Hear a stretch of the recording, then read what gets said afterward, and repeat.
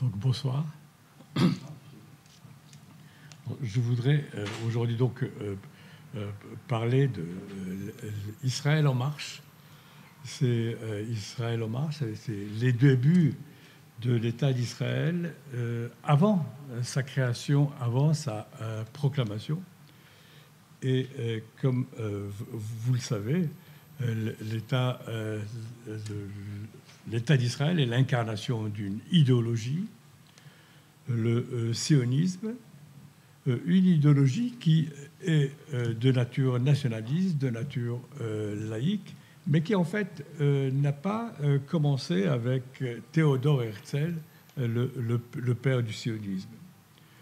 Plus exactement, quand on envisage, quand on voit dans son ensemble l'idéologie qui a donné naissance à l'État d'Israël, on peut discerner deux courants.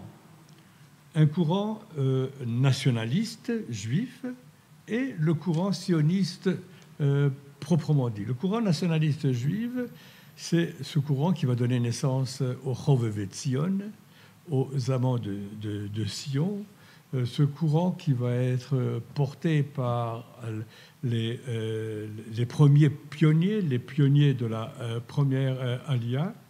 Et c'est ce courant-là, ce nationalisme, il est né en Europe centrale, à l'époque du printemps des peuples, savoir dans les années 40. Ces années 40 en Europe, qui ont vu la naissance de peuples ou de nations que l'on croyait disparues, la nation hongroise, la nation italienne, etc. Et certains penseurs juifs imaginaient que si ces peuples anciens ont pu se recréer et devenir des nations modernes avec un État, pourquoi pas les Juifs? Donc c'est cette idée de nationalisme qui a germé en Europe centrale et une idée qui a été élaborée par des penseurs juifs qui avaient ceci en commun. Ces penseurs juifs, ils étaient tous baignés ou trempés de l'idéologie de la Haskalah.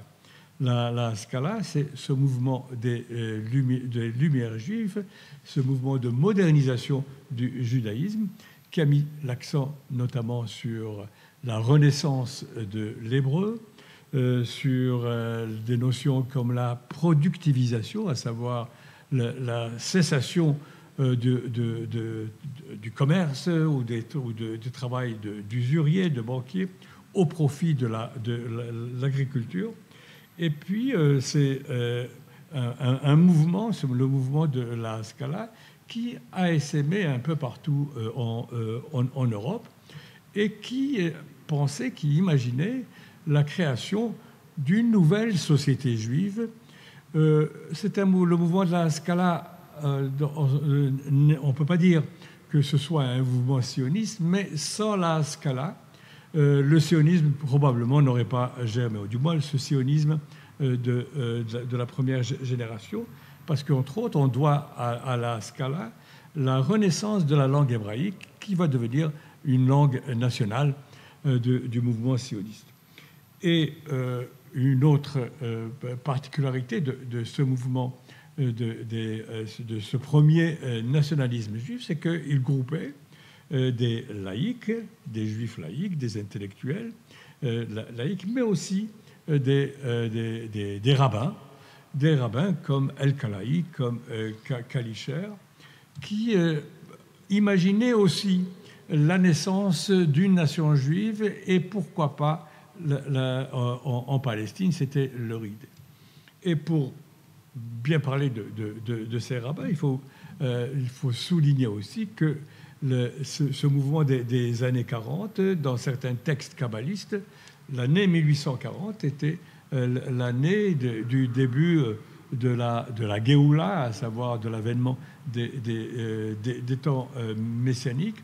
Et donc, ce mélange d'un nationalisme juif, Haskalah, plus des idées kabbalistes, c'est ce mélange-là qui va donner une sorte qui va donner vie, d'une certaine manière, à ce nationalisme juif, à cette volonté de créer quelque chose en Palestine. Ce qu'il y a aussi important à souligner, c'est le contexte géopolitique. Le contexte géopolitique dans les années 40, c'est la Palestine qui est occupée par Mohamed Ali, le roi ou le khedive égyptien. Et c'est cette Palestine qui devient un objet important de la question d'Orient et qui va voir une sorte de course entre les grandes puissances qui veulent chacune avoir leur église, leurs écoles dans cette région. Donc, il y a une sorte de course des puissances européennes pour s'accaparer de la Palestine, en tout cas pour une certaine présence en Palestine. Et cette course européenne, ou ce désir européen d'entrer en Palestine, plus toutes les considérations nationalistes dont je vous ai parlé, vont donc encourager les Juifs à penser à la Palestine comme territoire national juif. Certains, d'ailleurs, vont même avoir proposé aux Rothschild d'acheter cette Palestine, cette terre. Et l'idée du rachat de la Palestine par des manières juives, ce n'était pas une idée en l'air. Par exemple, Montefiore, quand il a été reçu par le khedive égyptien qui venait d'occuper la Palestine, lui a tout simplement demandé de bien vouloir lui vendre la Palestine. Alors, c'est quoi la Palestine à l'époque, dans les années 40? C'était une région de l'Empire ottoman, une province de l'Empire ottoman, en fait une sous-province parce qu'elle appartenait à la Syrie. Elle était très faiblement peuplée d'Arabes, mais il y avait aussi une vieille communauté juive, dans cette Palestine qui habitait surtout Jérusalem, les 4 villes saintes, comme on les appelle, c'est Jérusalem, Hébron, Safed et Tibériade. Cette population juive, au départ, c'était une population qui vivait de commerce, d'artisanat et surtout de mendicité, puisque ce sont les communautés juives de l'étranger qui subvenaient à ses besoins. Mais au cours du XIXe siècle, quand la Palestine va s'ouvrir au monde extérieur, quelques commerçants juifs, quelques bourgeois juifs, séfarades, habitant notamment Jaffa, vont participer au réveil économique de la Palestine et notamment au tracé du premier chemin de fer de Palestine. Donc c'était une petite province que les Ottomans, que l'Empire ottoman va vouloir renforcer à la vue de ces Européens, de ces puissances européennes qui veulent s'installer, ou du moins qui sont en train de grignoter les frontières de cette région. Les relations à l'époque entre les Juifs et les musulmans de Palestine, d'ailleurs ces musulmans de Palestine qui ne se faisaient pas appeler, qui n'étaient pas des Palestiniens, le terme de Palestinien a été créé beaucoup plus tard, et les premiers Palestiniens, c'était les Juifs qui se définissaient comme tels. La population musulmane de Palestine se définissait d'abord comme musulmane et régionalement comme syrienne, comme sud-syrienne. Et ce n'est que plus tard que cette population musulmane va se décrire comme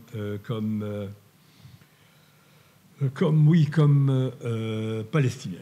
Ce qu'il y a aussi à ajouter dans cette course vers Jérusalem, il faut aussi parler du réveil chrétien concernant la Terre Sainte. Beaucoup d'intellectuels, de prêtres chrétiens ont commencé à s'intéresser aussi à la Palestine, notamment des évangélistes, comme on les appelle aujourd'hui.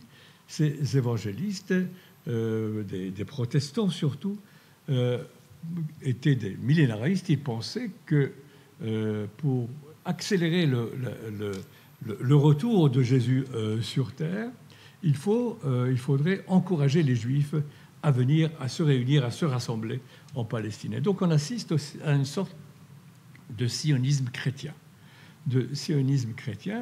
Un des sionistes chrétiens les plus connus, c'est Oliphant, qui en fait partageait les mêmes ambitions que ces nationalistes juifs, à savoir acheter la terre de Palestine pour y installer des juifs. Et en dehors d'Oliphant, il y a aussi Dunant, l'un des fondateurs de la Croix-Rouge internationale, n'est-ce pas, et qui lui aussi, et c'était un protestant, qui lui aussi voulait encourager les Juifs à venir s'installer en Palestine. Et ces sionistes chrétiens agissaient exactement comme les premiers sionistes juifs, à savoir, ils créaient aussi, ils voulaient non seulement réunir les Juifs, mais aussi mettre à leur position des terres et l'agriculture comme moyen de subsistance. Donc, c'est la première branche de ce sionisme pragmatique qui est né en Europe centrale, et c'est le mouvement ou l'organisation sioniste qui incarne cette pensée, c'est les Chovevei Tzion, les amants de Sion. Ces amants de Sion, c'était des associations dispersées un peu partout en Europe centrale qui encourageaient l'émigration des Juifs en Palestine. Et c'est ainsi que va se créer la première Aliyah. Aliyah, c'est-à-dire la première vague d'émigration de Juifs en Palestine. Ils vont former le noyau de ce que nous appelons, dans l'historiographie israélienne et sioniste, le nouveau Yeshuv. L'ancien Yeshuv, c'est le Yeshuv dont je vous ai parlé tout à l'heure, les Séfarades, les Ashkénazes, des grandes villes qui vivaient surtout de mendicité ou de l'aide, si vous voulez, du judaïsme de la diaspora. Ce nouveau Yeshuv, lui, va être totalement différent du premier, puisqu'il va vivre d'agriculture et il va utiliser l'hébreu comme langue, mais ces Chovevei Tzion ne pensaient pas encore à la création d'un État juif. Et même l'idée d'État juif était encore très loin de leur pensée. Et donc, ces Chovevei Tzion vont créer effectivement les premières moshavot. Des moshavot qui vont avoir beaucoup de mal à exister. D'abord, c'est à peu près dans les années 70, les premières aliyot, et ces moshavot qui ont été créés sur des terrains achetés par les Juifs, et généralement ces terrains se trouvaient dans des régions marécageuses, le long du littoral, qui était abandonné, déserté par la population locale, et en fait il y avait toujours plus de terrains à acheter que de demandes. Et quand ce premier Yeshuv a eu des difficultés, a rencontré les premières difficultés pour pouvoir se maintenir en vie, grâce à un Français très connu, Charles Netter, cette première aliyah va se mettre en rapport avec Edmond de Rothschild, que nous connaissons tous, et Edmond de Rothschild va devenir le patron de ces moshavot. Et parmi ces moshavot, les noms sont très connus. Vous avez Zichron Yaakov, c'est l'une des plus grandes, Rishon les Tzion, Petar Tikva, qui n'a pas été fondé par les hommes du baron, mais qui existait. Le baron va en fait financer aussi toutes ces moshavot. Et en tout, on peut dire que ce premier noyau devait comprendre plus ou moins 30 000 à 40 000 personnes, ce qui n'était pas rien.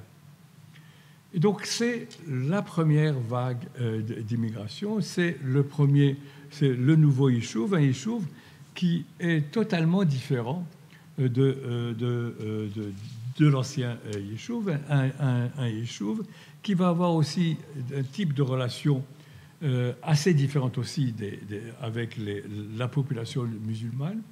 La population musulmane qui a vendu ces terres à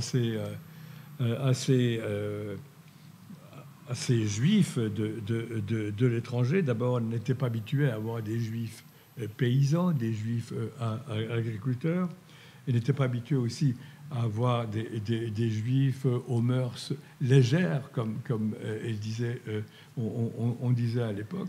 Et les tensions entre ces communautés ne vont pas tarder à germer entre musulmans et juifs. Mais disons, dans l'ensemble, ça se passait correctement. Et oui. C'était acheté à qui, en fait? Est-ce que c'était à la population? Non. Alors, c'était acheté... Alors, la plupart de ces terres étaient achetées à des propriétaires libanais ou palestiniens, mais qui habitaient au Liban ou en Égypte, et très peu de terres ont été achetées à des Palestiniens. Les Palestiniens vont vendre leurs terres beaucoup plus tard, dans les années 20 et 30. D'accord ? Mais ce qui se passait, je comprends votre question, c'est que souvent ces terres étaient vendues alors qu'elles étaient travaillées par des paysans locaux. Et ça a créé des tensions, et plus que des tensions, entre les nouveaux venus et les paysans arabes palestiniens, qui devaient d'ailleurs, qui étaient obligés par la justice ottomane cette fois, de quitter les lieux. Et bien entendu, ces tensions ce sera le premier germe du conflit entre juifs et palestiniens plus tard. Donc, c'est le premier noyau sioniste, cette première alia, mais des sionistes qui n'avaient pas, qui ne pensaient pas à un État. Et d'ailleurs, ce sionisme-là, dans l'historiographie, nous l'appelons le sionisme pragmatique, le sionisme pratique, contrairement à l'autre sionisme, le sionisme politique. Alors, ce sionisme politique, bien sûr, comme vous le savez, il est plus tardif. Il est de la fin du XIXe siècle. Il est l'œuvre d'un homme, c'est Théodore Herzl.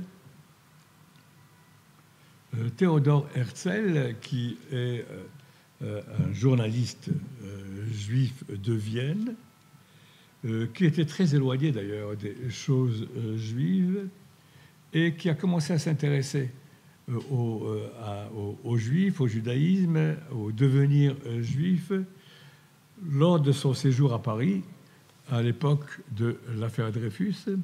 Lui-même était correspondant de son journal, un journal très important de Vienne au Parlement français. Et donc, c'est Herzl qui, sous le choc de l'apparition et du renforcement de l'antisémitisme en France, va arriver à la conclusion que les Juifs, pour pouvoir régler le problème juif, en fait, pour pouvoir régler l'antisémitisme, eh bien, il faut normaliser les Juifs. Et comment normaliser les Juifs? Eh bien, il faut que les Juifs aient un État comme tout le monde. L'idée en soi n'était pas originale. Léon Pinsker l'avait lancé, Pinsker, quelques années plus tard. Mais la force de Herzl, c'est de sa façon d'organiser les choses. Herzl était un véritable homme de théâtre. C'est lui qui a organisé le premier congrès sioniste. On demande à chacun de venir habillé comme il faut, avec une lavalière ou un nœud papillon, n'est-ce pas? C'est lui qui va exiger la création d'un hymne, d'un drapeau, etc. Et pour les Juifs de l'époque, le premier congrès sioniste de 1897 était un événement absolument magistral. Un événement, et c'est la raison pour laquelle, dans l'histoire du sionisme, nous faisons débuter le sionisme à partir de 1897, alors qu'en fait, il a été précédé par les Roveve Tzion, qui avaient déjà installé leur premier village, n'est-ce pas, en Palestine. Et d'ailleurs, ce n'est pas le fait du hasard si parmi les délégués venus assister au congrès sioniste de Bâle de 1897, il y avait des représentants des Juifs de Palestine qui étaient venus pour participer à cette immense manifestation. L'idée d'Herzl, donc, est de créer un État juif, parce que c'est la seule façon de normaliser les Juifs. Herzl, lui, n'était pas très enthousiaste pour la langue hébraïque. Herzl disait d'ailleurs, qu'est-ce que c'est que cette langue qui ne peut même pas servir pour acheter un billet de train, à savoir mais il était très loin, lui, de la réalité hébraïque. Il ne connaissait pas la Palestine. Et ce n'est qu'après ce congrès qu'il va venir visiter la Palestine. Et si ça ne tenait qu'à lui et qu'à Herzl, l'État juif en question aurait pu se créer ou pourrait se créer n'importe où dans le monde. Et d'ailleurs, il y a eu beaucoup d'idées de créer du côté du canal de Suez, à Chypre, ou n'importe. Ce n'est que sous la pression des Juifs de Russie, des sionistes de Russie, que Herzl a finalement accepté de présenter la Palestine comme le lieu idéal pour créer cet État juif. Herzl a créé le sionisme politique d'abord grâce à son organisation. Il a organisé le mouvement sioniste en une véritable parti de masse, avec des symboles, comme je vous disais, des règles d'adhésion, des journaux, et dans le but de mobiliser toute la population juive. Mais Herzl ne pensait pas que cet État juif pourrait être créé par l'immigration. Il pensait, Herzl, que la seule façon de créer cet État juif, c'est d'arriver à des accords internationaux. À des accords internationaux, c'est pourquoi, à un moment, il a cru en l'Allemagne, et il pensait que l'Allemagne pourrait aider le mouvement sioniste pour créer cet État. À un autre moment, il a pensé aussi que l'Empire ottoman, si on lui expliquait les choses, et surtout si on lui promettait de l'argent pour résoudre ses problèmes financiers, l'Empire ottoman accepterait de laisser la Palestine aux Juifs.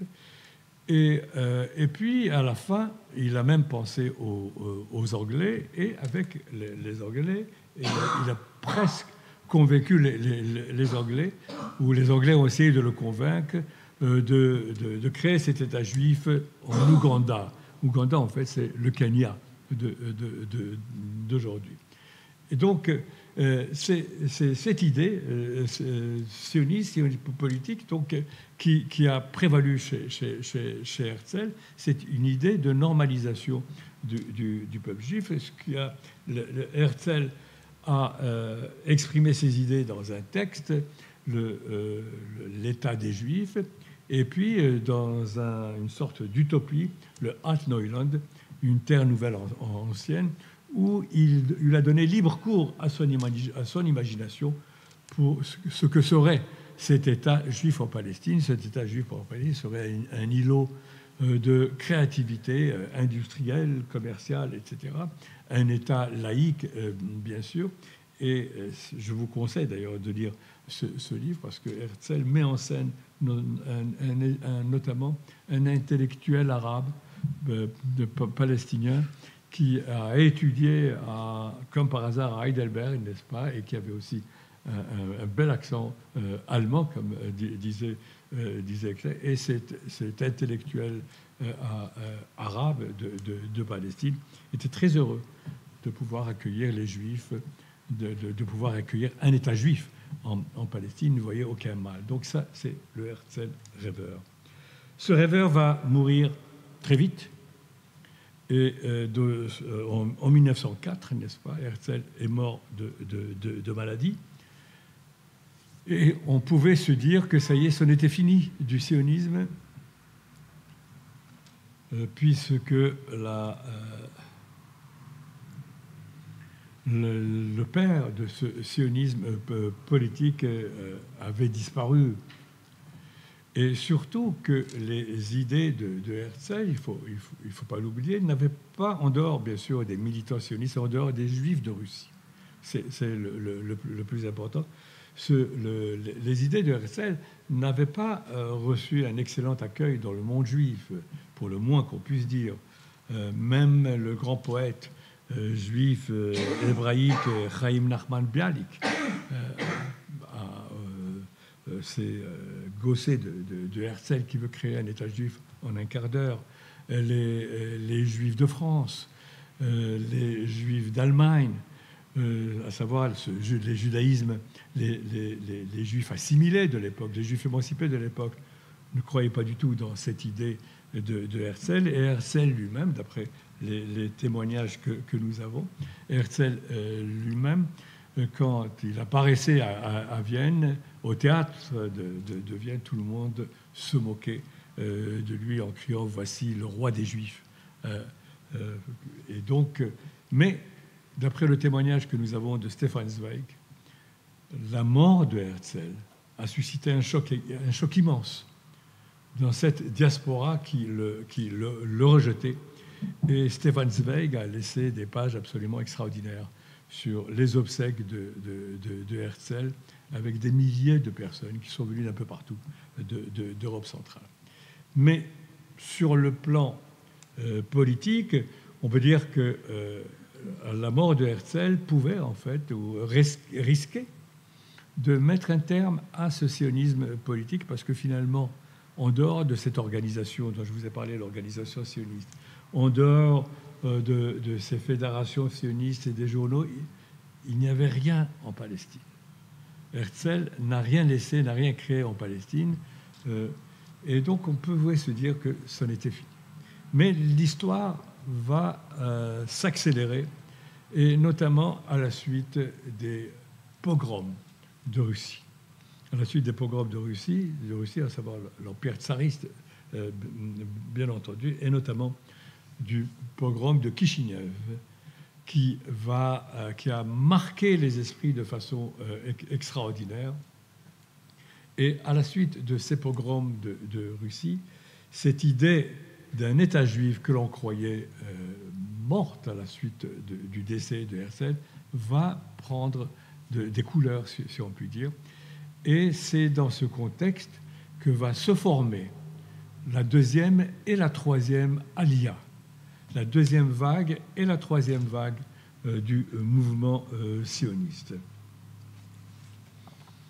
Et cette troisième vague du mouvement sioniste, tout d'abord, même si sur le plan social ou socio-économique, elle ressemblait beaucoup à la première Aliyah, à savoir c'était tous des jeunes qui n'avaient jamais fait travailler dans l'agriculture, qui étaient venus seuls, n'est-ce pas, qui n'avaient rien à perdre en quittant leur lieu.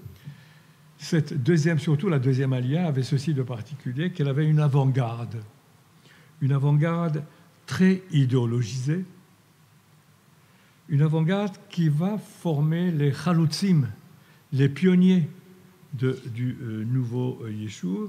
Et ce n'est donc pas le fait du hasard si parmi ces deuxième Aliyah, nous trouvons tous les futurs dirigeants de l'État d'Israël et du mouvement sioniste.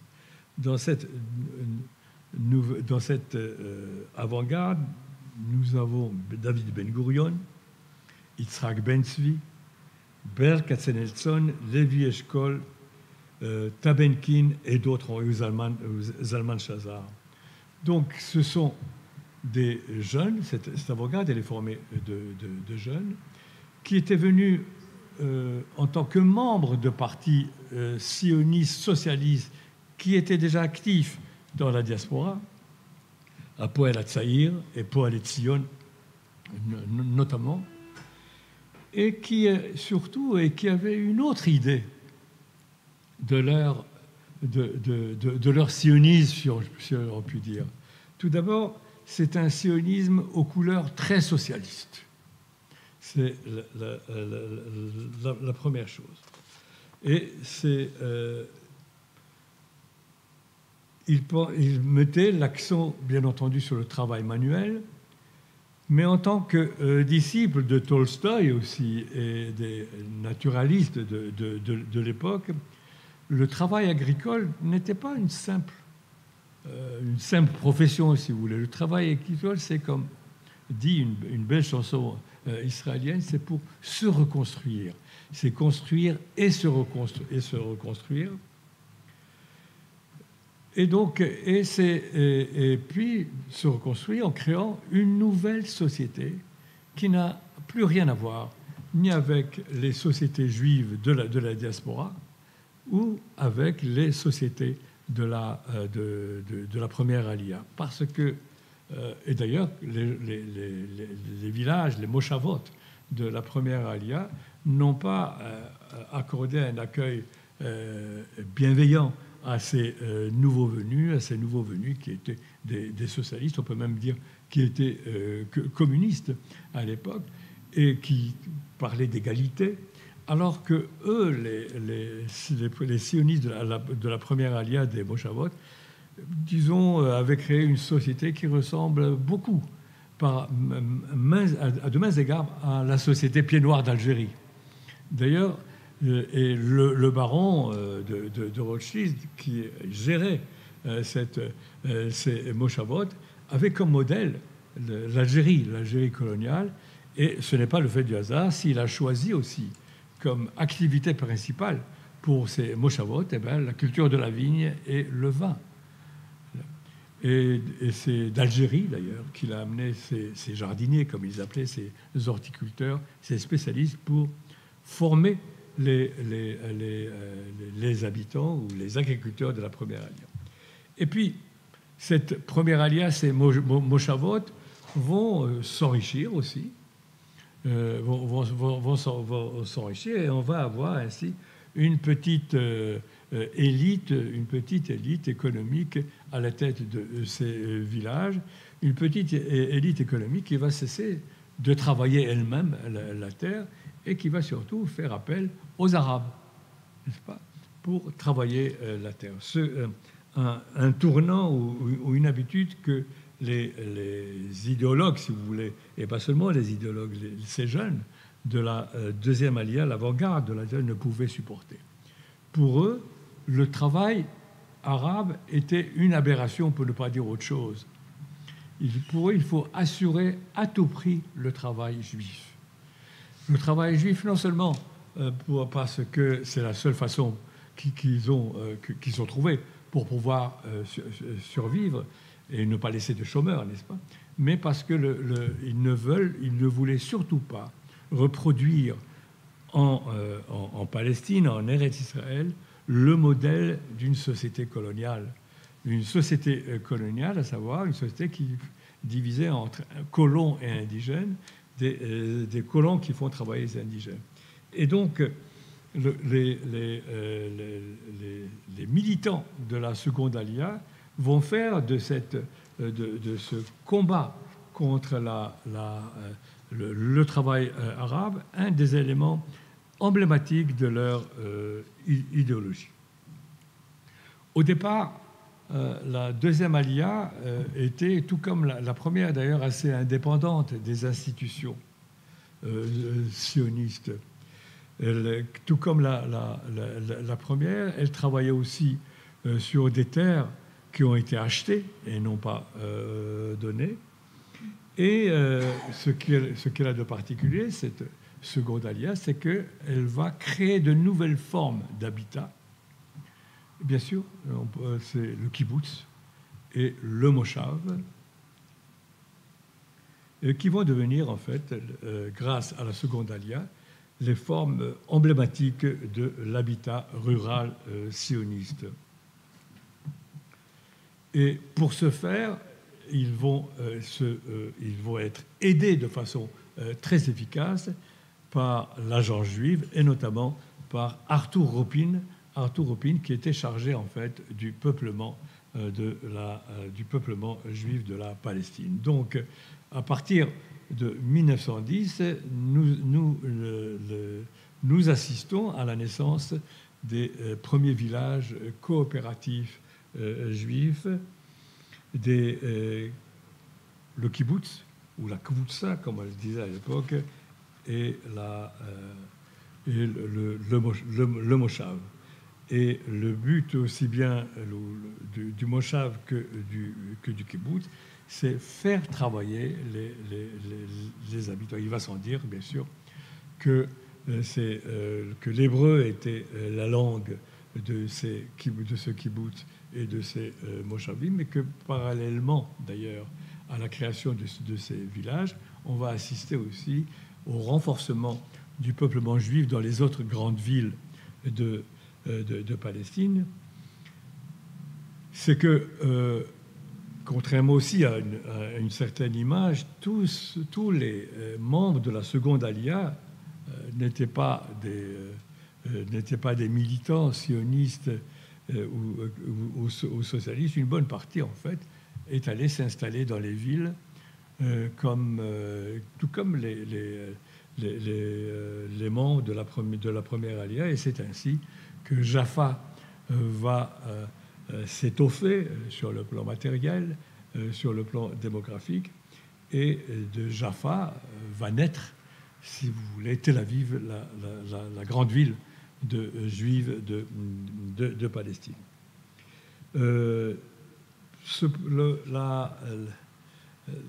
qu'il faut dire aussi déjà, que l'on ignore, c'est que pour ces militants de la deuxième Aliyah, l'émigration de Palestine n'était pas une valeur en soi.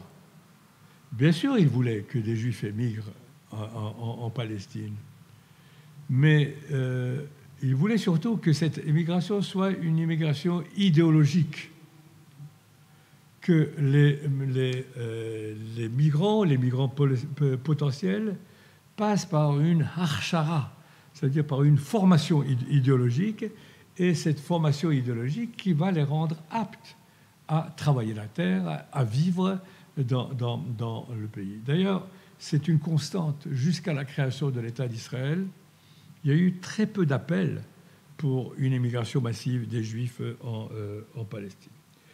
Une seule exception, et c'est une exception qui va poser des problèmes, c'est en 1911, le mouvement sioniste va encourager l'émigration de plusieurs centaines de Juifs du Yémen. Et ces Juifs du Yémen, bien sûr qui n'étaient pas idéologisés, qui étaient habitués à vivre dans un climat chaud, mais les militants de la seconde Aliyah ont eu beaucoup de mal à les accueillir chez eux. Et certains disaient ouvertement, nous ne voulions pas du travail arabe, qu'est-ce que va nous rapporter le travail yéménite? C'est-à-dire pourquoi? Parce que ces yéménites sont venus pour d'autres considérations que des considérations de militantisme politique, sont venus pour des considérations religieuses, des considérations messianiques, si vous voulez, des idées qui étaient étrangères, totalement étrangères à la seconde Aliyah. Et c'est la raison pour laquelle l'accueil de ces immigrants yéménites n'a pas été facilité, n'a pas été de tout repos, et on a assisté vraiment à une sorte d'aliénation par rapport à ces nouveaux venus. Donc, c'est cette deuxième Aliyah, une deuxième Aliyah qui est très idéologisée, cette deuxième Aliyah dont sa force va résider non seulement dans le travail agricole, mais surtout dans sa volonté de créer autre chose en Palestine. Et comme ils avaient une bonne partie, par exemple David Ben Gurion et les autres, avaient participé aux différentes conférences sionistes, l'idée d'un État juif ne leur était pas étrangère, contrairement à la première Aliyah. Et donc, pour tous, d'accord, il s'agissait de préparer cet État juif. Et il reste aussi une autre question, c'est la question des Arabes. Mais auparavant, je voudrais juste ajouter que en tant qu'organisation très idéologisée, bien sûr, la nouvelle Aliyah voulait créer un nouveau juif,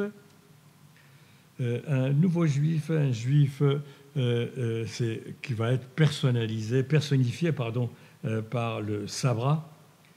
Et pour ces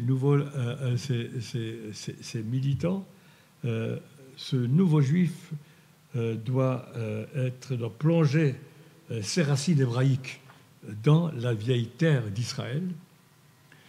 Il doit être doté d'une autre identité.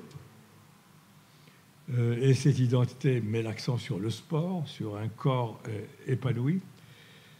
Sur la Bible, il doit être un lecteur assidu de la Bible, donc ça fait partie de ses racines. Et surtout, il doit rejeter la diaspora.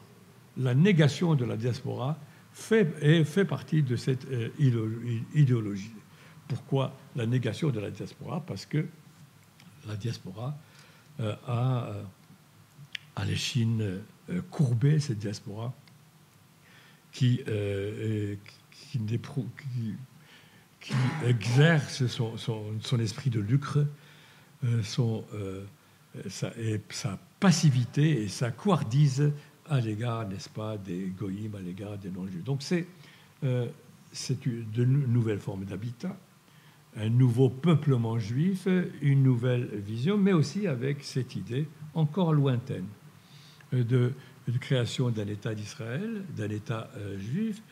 Et ce qu'il y a de très important, c'est que malgré tout, cette seconde Aliyah reste très, disons, elle vit dans une sorte d'entre-soi qui ne permet pas l'accueil, comme il se doit, des Juifs n'appartenant pas à la même culture, aux mêmes origines, les Juifs yéménites, mais pas seulement les Juifs yéménites. Le même mauvais accueil a été réservé aux Juifs du Maroc, par exemple, qui étaient venus à la veille de la Première Guerre mondiale, au premier de s'installer en Palestine. Quelle était leur attitude à l'égard des Arabes, de ces nouveaux immigrants? C'est une attitude assez ambiguë. Les premiers émigrants de la première Aliyah, eux, n'avaient pas de problème. Ils se considéraient plus ou moins comme les colons en Algérie, comme les pieds noirs en Algérie par rapport aux Arabes. Ils ne voulaient pas se mêler à eux, au contraire, ils les faisaient travailler, etc. C'est beaucoup plus compliqué pour la seconde Aliyah. D'abord, elle était pétrie d'idéologie et d'idéologie socialiste, donc il y a une sorte de solidarité internationale, mais une solidarité internationale qui s'arrêtait au niveau du travail juif ou toute la question du travail arabe. Donc, on était prêt à aider ces Arabes à créer des syndicats et même à partager avec eux le savoir juif, le savoir médical, etc. Mais il était hors de question, d'accord, de les intégrer dans les villages, dans les kibbutzim et dans les moshavot. À la vérité, tous ne pensaient pas comme ça. Par exemple, nous avons l'exemple d'un certain pédagogue, Yitzhak Epstein, qui disait depuis longtemps avant la Première Guerre mondiale, et puis avant Israël, Achad Ha'am, qui parlait avec regret de la question oubliée. La question oubliée, c'est la question arabe. Les sionistes disaient Achad Ha'am, on pensait à tout, mais ils ont oublié qu'il y avait des Arabes sur place. Et que cette terre de Palestine n'était pas une terre déserte. Il y avait des Arabes. Donc, il fallait faire quelque chose pour se rapprocher des Arabes. Et le pédagogue, lui, et Epstein, pensaient même que les sionistes devaient aussi partager leur bien-être, si on peut dire, leurs établissements, aussi bien sanitaires que scolaires avec les Arabes. Et pourquoi ne pas apprendre l'arabe, ne pas parler arabe en même temps que l'hébreu. Et donc il y avait malgré tout des dissensions à l'intérieur de de cette deuxième alia, des dissensions politiques, idéologiques, et comme on le voit, ces dissensions vont accompagner l'histoire d'Israël jusqu'à nos jours. Il y aura toujours une branche du mouvement socialiste sioniste qui voudra se rapprocher des Arabes, contrairement à d'autres branches. Donc la question arabe, contrairement à ce qu'on nous dit souvent, n'était pas une question oubliée, elle était très présente dans la pensée et dans les peurs et les craintes même des sionistes. Ces sionistes de la seconde alia avaient aussi conscience de vivre dans un climat d'insécurité, parce que plus on avance dans le siècle, n'est-ce pas, plus on approche de la Première Guerre mondiale, et plus les voisins arabes, n'est-ce pas, montrent leurs signes d'énervement, pour ne pas dire plus, ou d'hostilité à l'égard de ces juifs qui sont venus s'installer sur des terres que eux-mêmes juifs ont tachées, mais le problème n'était pas là, c'était des intrus, d'autant plus que les années précédant la guerre, c'était la fin, ou presque la fin de l'Empire ottoman. Cet Empire ottoman qui va s'allier à l'Allemagne pendant la guerre, cet Empire ottoman qui va écraser les Arméniens, et il n'était pas exclu que les Ottomans fassent la même chose aux Juifs de Palestine. Donc l'idée d'une disparition de ces Yishuv, c'était une idée qui hantait les esprits de cette seconde alia. Et l'un des...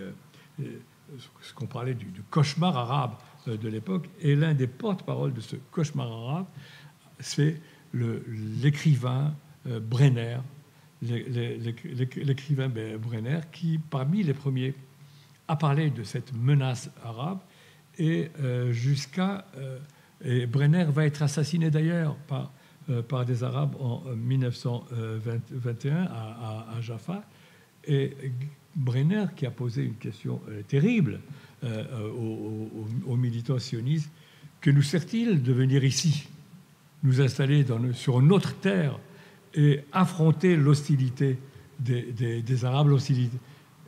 Nous avons changé une hostilité des Goïms, n'est-ce pas, en Europe pour l'hostilité des Arabes.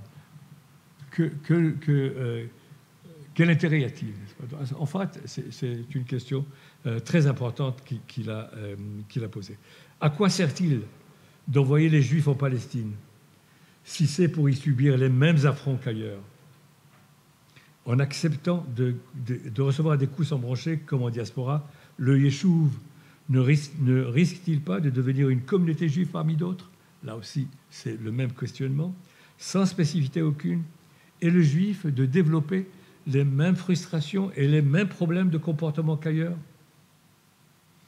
La beauté, je cite Brenner, la beauté des paysages, la diversité du matériel humain, qui avait choisi de passer d'une eau à l'autre et d'un pays à l'autre, les rêves et les premiers bourgeons d'un type nouveau des Juifs libres, toutes ces idées sont des idées en l'air, disait Brenner. Et c'est la suite de cette crainte, de ce cauchemar arabe, n'est-ce pas, que le nouveau Yeshuv va se doter d'une petite armée. C'est le Shomer, le Hashomer. Et ce qu'il y a de très important dans cette armée du Hashomer, c'est que tout d'abord, elle aura un hymne avec un slogan qui sera repris plus tard. Dans le sang et les flammes, la Judée est tombée. Dans le sang et les flammes, elle se relèvera. C'est le slogan du Hashomer. Mais ces gardiens, ces militaires en armes, vont aussi adopter les manières des Bédouins. Ils vont monter à cheval, ils vont s'habiller, ils vont adopter aussi l'argot des Bédouins, et même le keffieh des Bédouins. Ils vont aussi truffer leur vocabulaire hébreu de mots arabes d'usage courant, mais ce qu'ils avaient, c'est une connaissance parfaite de la Bible. Et leur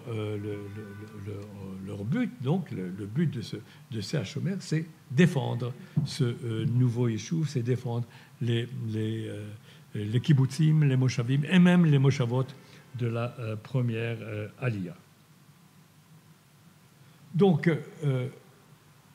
on commence à voir se constituer ce nouveau Yishuv avec ses dirigeants politiques, avec sa formation militaire et avec aussi ces nouvelles générations, ces générations de sabras, c'est aussi le nouveau mot aussi, ces sabras qui sont adulés et idéalisés par les écrivains, les poètes et les peintres, et ces sabras qui sont tenus d'aimer la terre de Palestine, d'aimer le travail agricole. Et pour citer le poète Uri Zwinger, ces jeunes sabras ont Jérusalem sur le front et le Hémek, c'est la vallée de Jezreel, et le Hémek au bras, comme des téphilines. Ça montre, c'est une belle image. Et puis, Ben Gurion, lui, va décrire ses premières semaines en Palestine comme une sorte de lune de miel.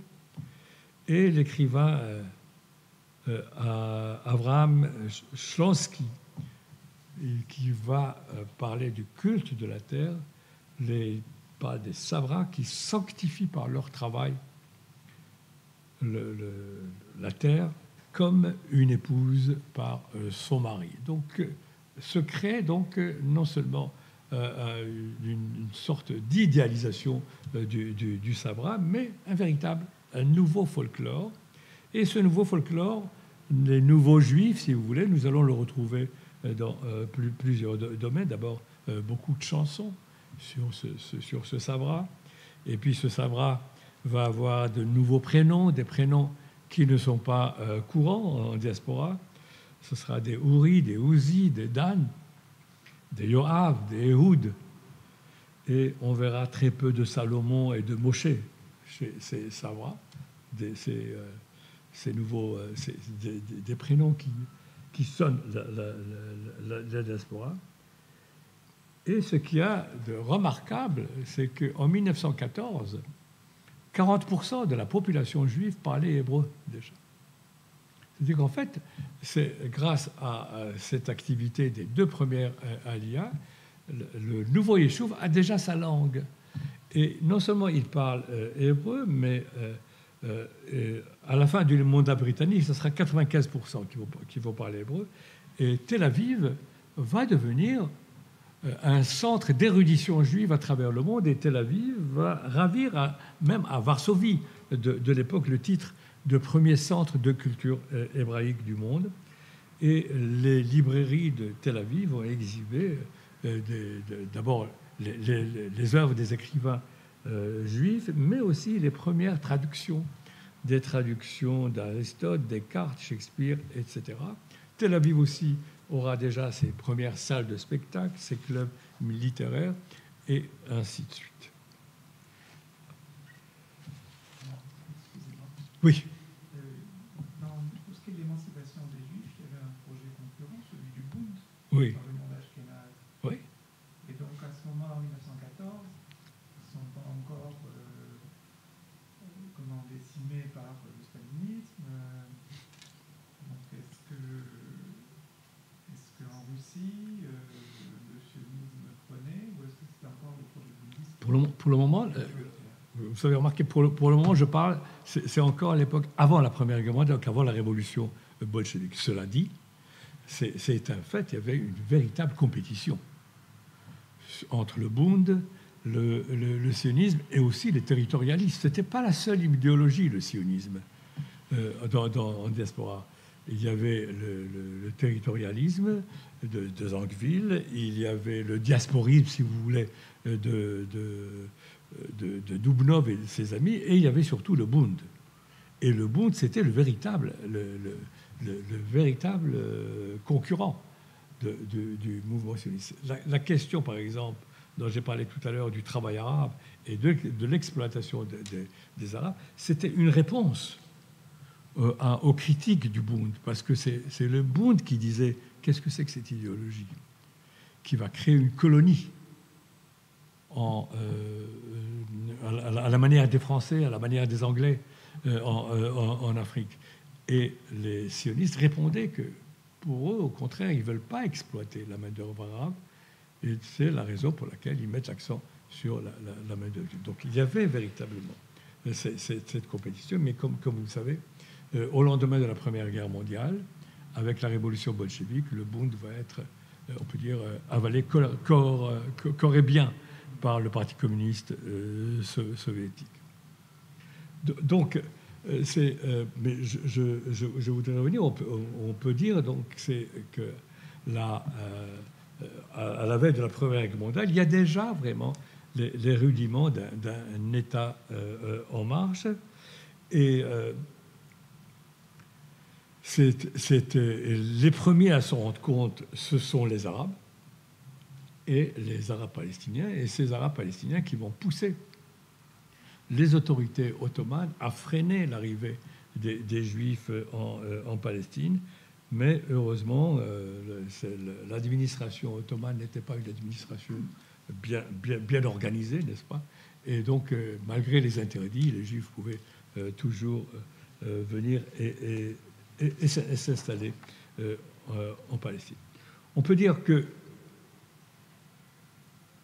on peut utiliser, on peut parler, critiquer. Je termine à ce point sur cette colonisation juive qui aurait porté atteinte à la population arabe. En fait, quand on analyse les chiffres, on voit que ça ne s'est pas passé comme ça. Par exemple, on ne le dit pas assez, mais parallèlement à l'immigration juive, il y a eu une immigration de masse des Arabes des pays voisins venant en Palestine. Un chiffre, la population palestinienne est passée de 600 000 à 1 200 000 habitants entre 1922 et 1942. Pardon ? Ils venaient d'Égypte, ils venaient d'Irak. Et c'est un fait que cette augmentation, sans pareil dans le monde arabe, n'est pas due à des facteurs, disons, naturels, à des facteurs parce que la Palestine, à cette époque, c'était un pays riche, un pays où ils pouvaient trouver du travail. D'accord ? Donc la Palestine, disons, attirait. En d'autres termes, l'immigration n'était pas un phénomène juif seulement, c'était aussi un phénomène arabe. La Palestine a été transformée. Et on le sait d'ailleurs quand on a fait des analyses linguistiques de l'arabe parlé par les Palestiniens. Les Palestiniens ne parlent pas tous le même arabe, le même dialecte.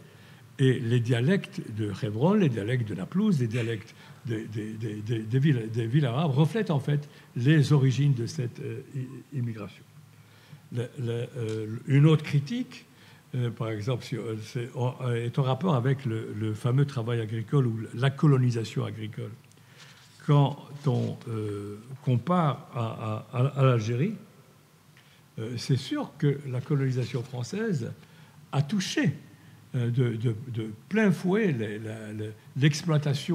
les exploitations agricoles arabes d'Algérie. En Palestine, c'est le contraire qui va se passer. L'exploitation juive, non seulement elle ne va pas toucher, elle ne va pas affecter, mais en fait, elle va multiplier aussi les superficies cultivables et cultivées par les Arabes palestiniens. Ces superficies, par exemple, si on prend les agrumes, qui était la production la plus importante, les Arabes sont passés de 22 000 au début du siècle à 144 000, profitant des techniques apportées par les Juifs et aussi des améliorations sanitaires et autres. Les Juifs, à la fin de représenter 30% de la population. mais leur part était de 60% dans le PIB de la Palestine à la fin des années 30. Et donc, ils achetaient à leurs voisins arabes en 30 et 50% de leur production agricole. Et jusqu'en 1936, près de 12 000 travailleurs arabes travaillaient dans les exploitations juives. Enfin, dernière remarque, elle touche la superficie des terres achetées par les Juifs. Entre 1920 et 1902, 75% des terres achetées par les Juifs n'appartenaient pas à des Palestiniens et 20% seulement à des propriétaires palestiniens et 3,8% à des fellahs palestiniens. Plus tard, entre 23 et 27, 86% des terres achetées n'appartenaient pas à des Palestiniens, 17,4% à des propriétaires palestiniens, généralement des propriétaires palestiniens qui n'habitaient pas sur place, et 1,6% à des fellahs palestiniens. Les choses vont changer entre 1928 et 1936. Le nombre de fellahs qui vendaient leurs terres aux Juifs va augmenter pour tourner autour de 18%. Pourquoi ? Parce qu'on était en pleine révolte arabe et la population paysanne arabe acceptait, voulait se défaire de ces terres pour tout simplement survivre. Parce que la révolte arabe, c'est une révolte qui a paralysé l'économie arabe entre 1936 et 1939. Donc, on peut dire que jusqu'à la fin jusqu'à la veille de la Seconde Guerre mondiale, la colonisation juive n'a pas affecté de plein fouet l'habitat arabe, et contrairement peut-être à ce qu'on laisse entendre. Et bien entendu, il faut distinguer cette forme d'habitat juif de ce qui deviendra après la guerre d'indépendance, quand l'État d'Israël va lui occuper des terres et des villages entiers qui étaient habités par des Arabes jusqu'à la guerre. Si vous avez des questions, avec plaisir.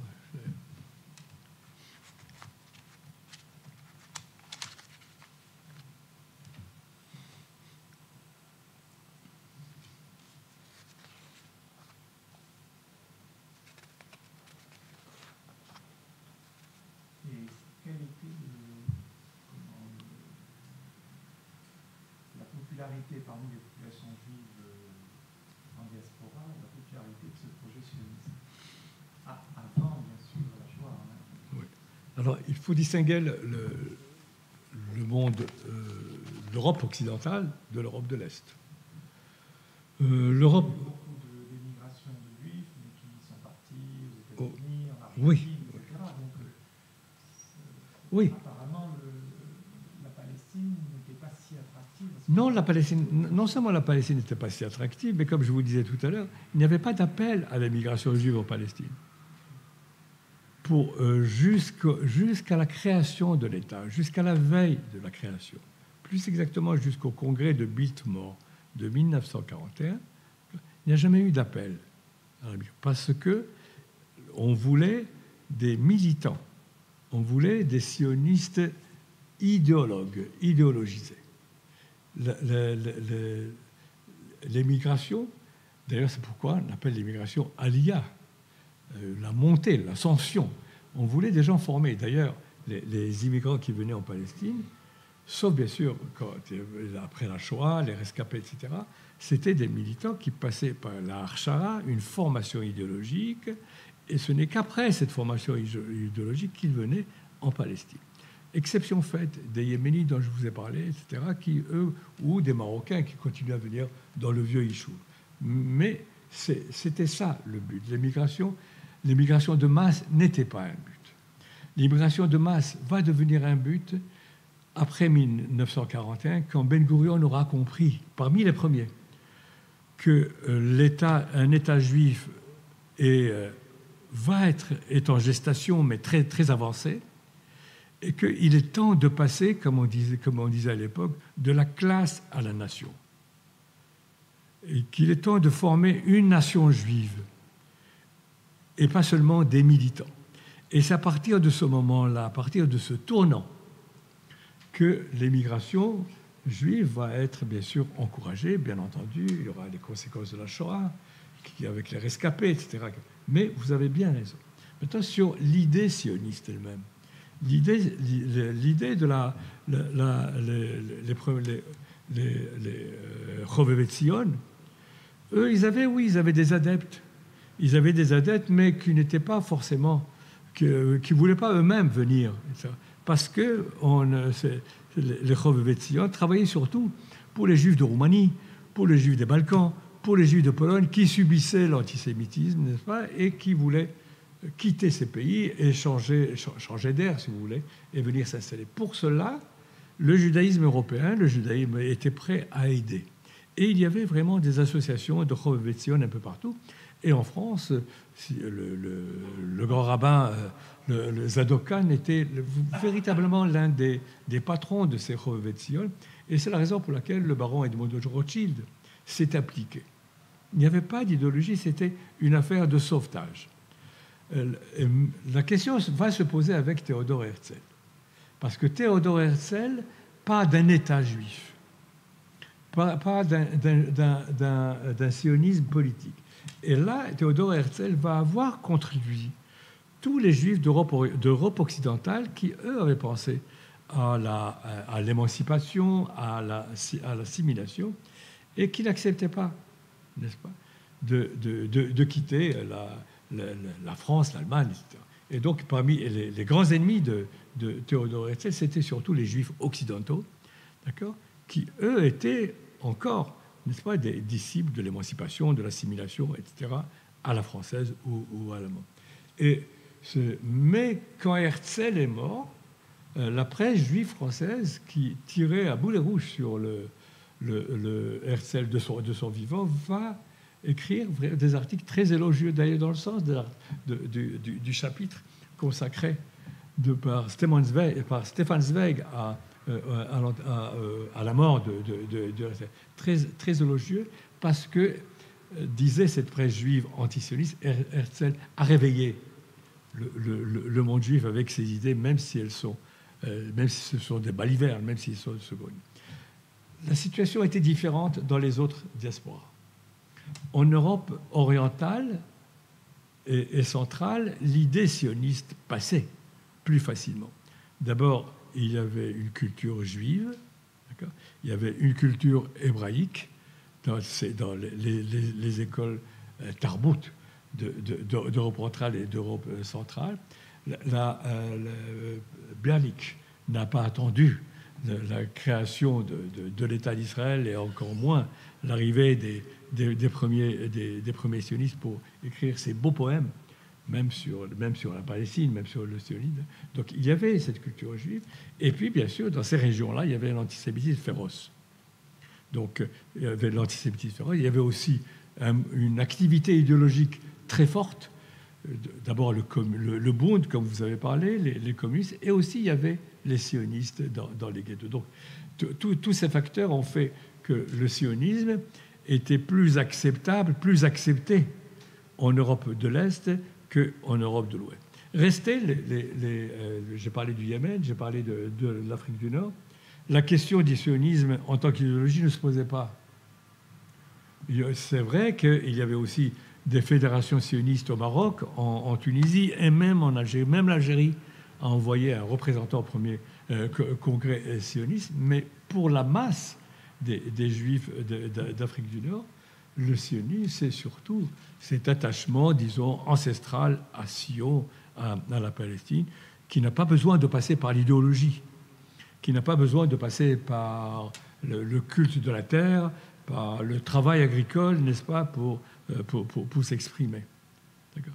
Et d'ailleurs, au lendemain de la déclaration Balfour de 1917, dans les Mélas du Maroc, s'est organisée spontanément une alia, une émigration vers la Palestine. Et quand ces émigrés sont arrivés à Palestine, on leur a demandé de bien vouloir rentrer chez eux parce qu'on n'avait pas besoin d'eux pour le moment. Donc, c'est ce sont donc des idées, des attitudes, disons, assez différentes d'une communauté à l'autre. Le sionisme, en fait, jusqu'à la Shoah, jusqu'à la Seconde Guerre mondiale, le sionisme va rester très minoritaire dans le monde juif. Le Bund avait plus d'adhérents, plus de militants et était beaucoup plus présent que le sionisme en Pologne ou ailleurs. Le sionisme va devenir, hélas, d'une certaine manière, l'idéologie dominante après la Shoah. Et c'est d'une certaine manière la Shoah qui, en dernière analyse, a confirmé la vision, a confirmé la justesse de la vision de Herzl et la vision à savoir que pour que les Juifs puissent continuer de vivre et de survivre, ben, il leur faut un État à eux.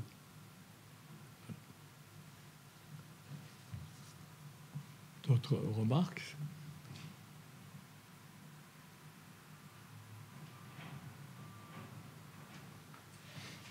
Vous avez parlé d'une révolte arabe en 1936. Oui. Et oui, alors jusqu'au lendemain de la Première Guerre mondiale, les relations avec les Arabes étaient tendues, mais les Arabes comptaient beaucoup sur l'Empire ottoman pour freiner l'arrivée des Juifs.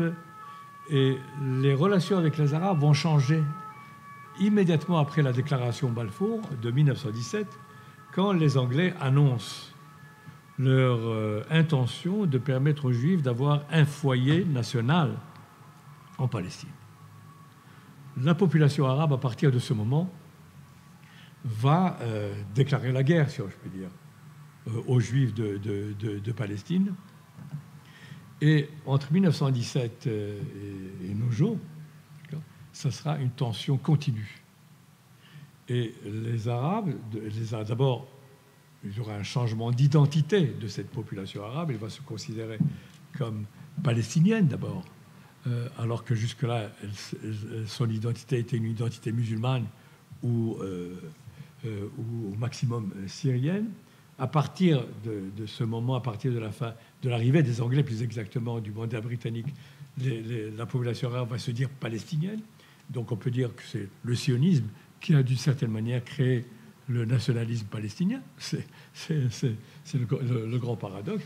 Et à partir de ce moment-là, cette population palestinienne n'aura de cesse de demander la suppression, l'abrogation pure et simple de la déclaration Balfour par les Anglais.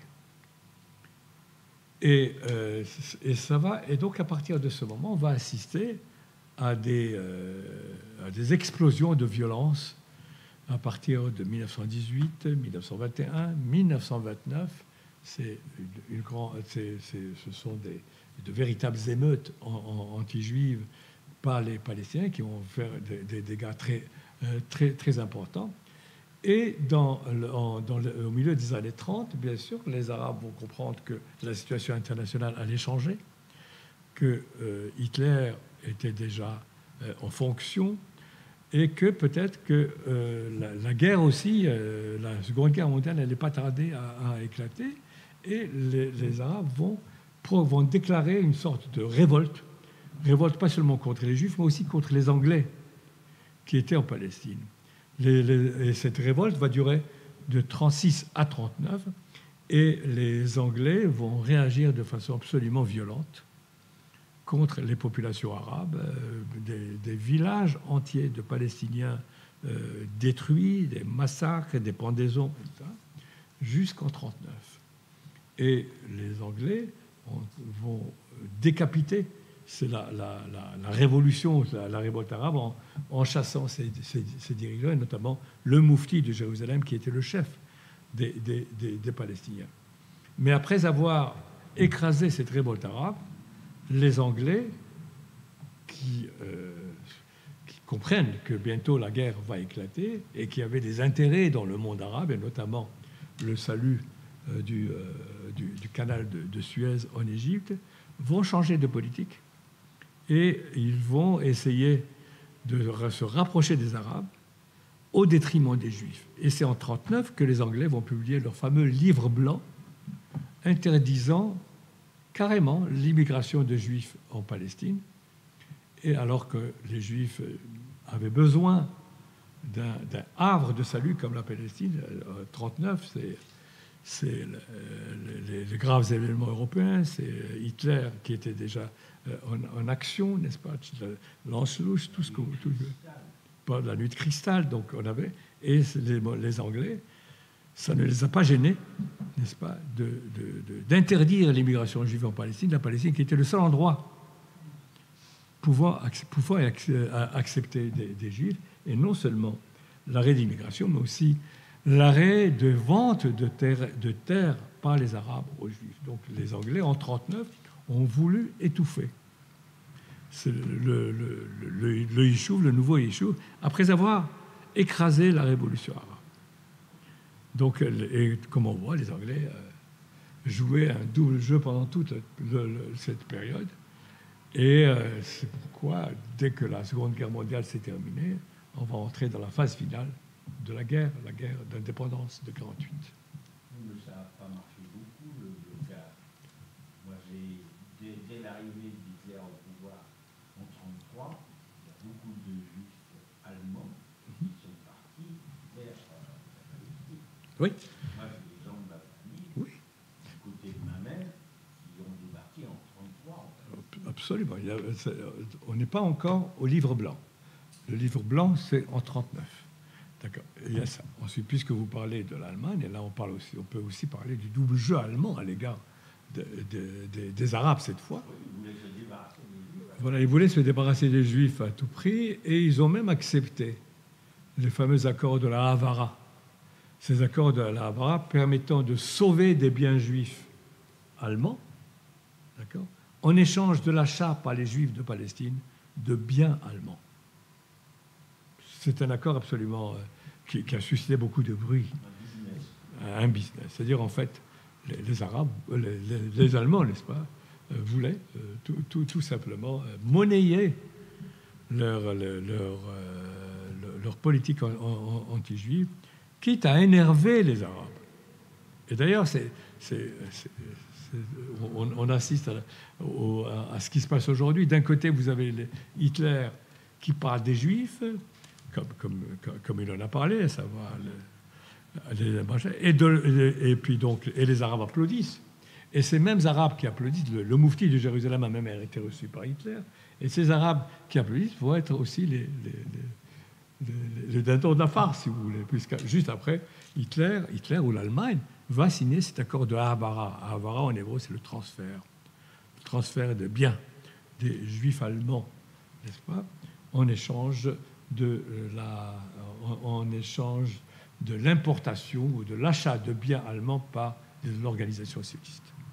Et de cette façon, on peut dire, les Arabes ne se sont pas trompés quand ils en ont conclu qu'en fait, cette Allemagne nazie qui parle des Juifs comme elle parle, elle est en train de renforcer l'entité sioniste. Objectivement, c'est ce qui s'est passé. Voilà. C'était la misère. Oui. Très grande misère.